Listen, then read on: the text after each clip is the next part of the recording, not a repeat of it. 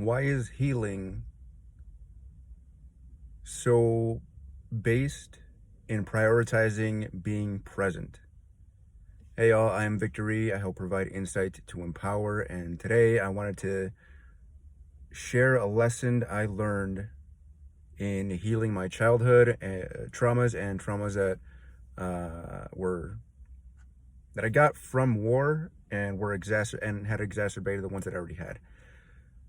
So why is presence such a priority, and why did I, at least, and why have I seen so many people avoid being present? And what I think this comes down to is it felt like I was abandoning or leaving behind the part of me that was still in that eternal now moment, experiencing that trauma. In some way, it almost felt like in ruminating and being lost, caught in thought, flashbacks, feeling like I was maybe not in that specific moment, but in my imagination, creating a moment with the same emotional high or low or whatever you want to call it, just in a different way, in a different scenario, where this time I was coming out on top, where this time I was fighting for myself or defending someone I cared about. That kept me on the emotional roller coaster, and in being absent, whenever somebody would try to get my attention or do something that triggered me, well, I was in another place, another time in my head, and that's what my body was feeling. So in being brought out of that into the present moment, that was even more triggering. That was even more upsetting, because now somebody brought me out of winning or out of losing, if that's what I was addicted to.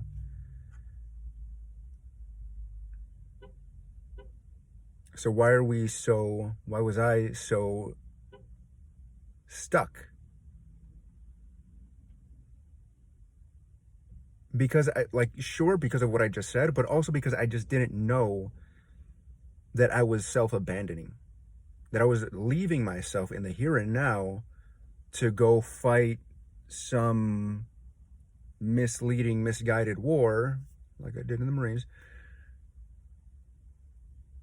that in my head, that was going on in my head, that didn't even exist. Why prioritize the present? Because it's uncomfortable.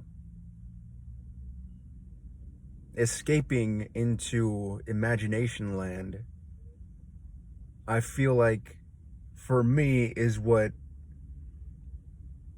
got me into manifestation and the law of attraction and stuff, and also healing, because it felt tangential. It felt connected to that. It felt like if I'm off over there, or if I'm creating the scenarios in my head, I'm visualizing what I want to create, right? No, not really so much. You maybe visualize for a second or two, what is it that I want? Be specific about it. And what does it feel like in the here and now? But then come back and stay in the here and now. That's what attracts that thing to us. That's what magnetizes us to that event. But staying and living it out in my head is what prevented it for so long. Prevented me from feeling in the here and now what I wanted to feel, what I wanted to create.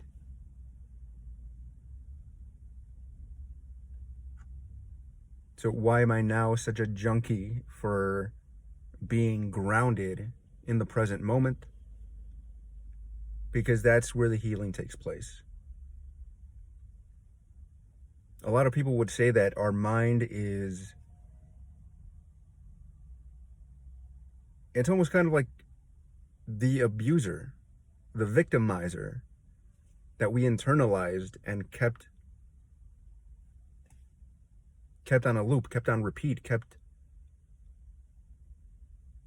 that impression of that person, whoever it was, maybe it was ourselves, it was a primary care provider, like it was for me, maybe it was the conditions, the traumatic conditions of a very uncomfortable place. For me, that was Afghanistan. That was extreme heat. That was a lot of weight. It was a lot of stress. So never mind my experiences. Those are mine.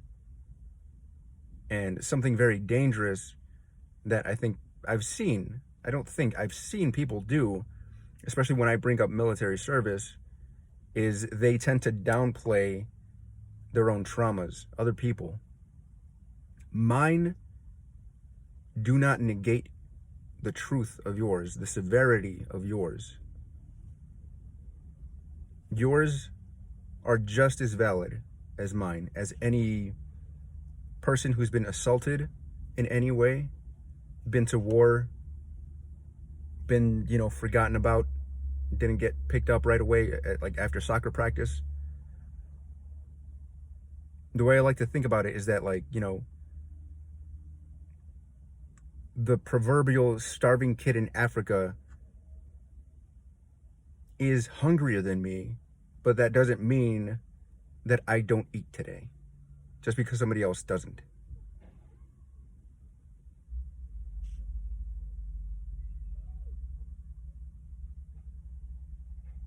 Somebody else's traumas being worse than yours don't mean yours are not valid. They are. They simply are.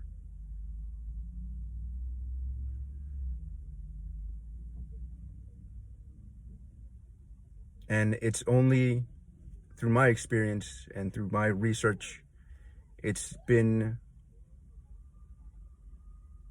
the case that when I prioritize being with myself now, being with myself here, and not being with my thoughts, attaching to them, being with myself here and now instead of getting taken for the emotional ride. For me, that was anger, that was depression. Kind of the way my therapist put it was that they're kind of the same. Anger is an external expression. It's a very ineffective way of creating a boundary. Depression is anger, rage, turned inward.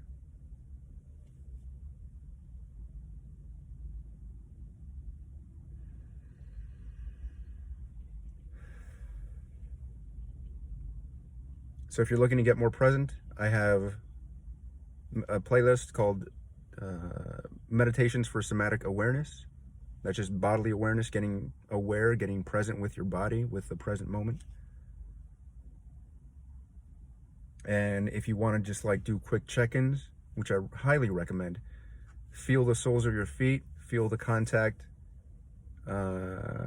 between your sit bones, your butt, and whatever you're sitting on. Feel what it's like to be in your body. Feel what it's like to be in your body. And so instead of giving attention and time and energy to your thoughts, don't. Give that time to yourself. Give that energy to yourself. Give it to the present moment. And I will leave you with this. I think a big reason, I know for me, one of the biggest reasons why I didn't want to be present, why I always wanted to escape through video games or booze or weed or cigarettes, imagination land. One of the biggest reasons I didn't want to be present is because, one of the biggest associations with trauma is that happened when I was being present.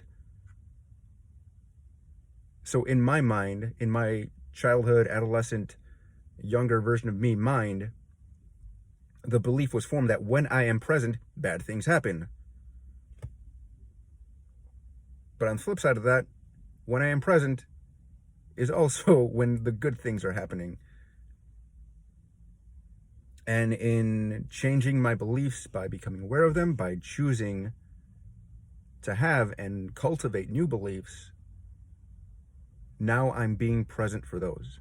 Now I'm being more attentive, more observant, looking for the opportunities where I can disconfirm old beliefs, and especially by